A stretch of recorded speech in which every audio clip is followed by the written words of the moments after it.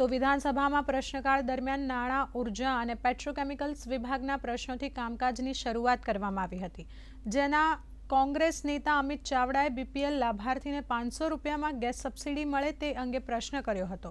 જવાબમાં અન્ન નાગરિક પુરવઠા મંત્રી ભીખુસિંહ પરમારે જણાવ્યું હતું કે સરકાર આ અંગે વિચારી રહી છે। તેમજ તેમણે કહ્યું કે 31 ડિસેમ્બર સુધીમાં 1,60,765 લોકોએ એલપીજી ફ્રી સિલિન્ડર સહાય યોજનાનો લાભ મેળવ્યો છે।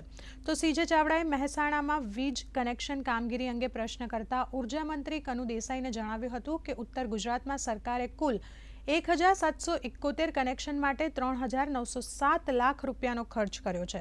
તો જળ સંપત્તિ મંત્રી કુંવરજીભાઈ બાવળિયાએ જણાવ્યું હતું કે અમરેલીના લાઠી, લીલિયા અને બાબરાના 56 ગામને જૂથ સુધારણા યોજના હેઠળ નિયમિત ધોરણે પીવાનું પાણી અપાશે।